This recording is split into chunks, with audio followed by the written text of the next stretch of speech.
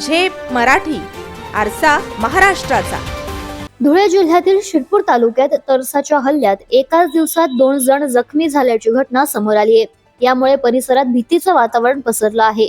बिबट्याच्या घटनांनंतर आता तरसांनीही मानवी वस्त्यांजवळ धडक देण्यास सुरुवात केल्याचं दिसून येतंय।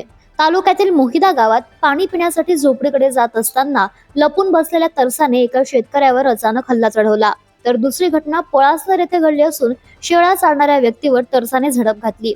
या दोन्ही हल्ल्यांमध्ये एक जण गंभीर जखमी झालाय। मी पवरा कालू सिंग, राहणार पळासनेर।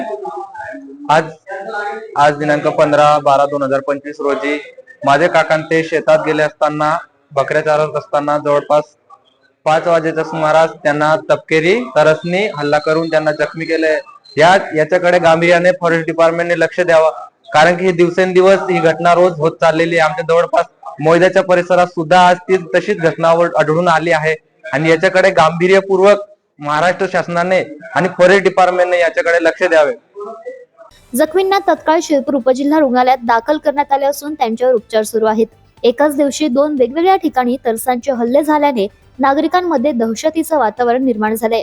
वन विभागाने तातडीने उपाययोजना कराव्यात अशी मागणी स्थानिकांकडून होताना दिसते। अशाच वेगळ्या आणि ताज्या बातम्यांसाठी पाहत रहा झेप मराठी, आरसा महाराष्ट्राचा। संपादक प्राध्यापक अनिल चव्हाण, धुळे।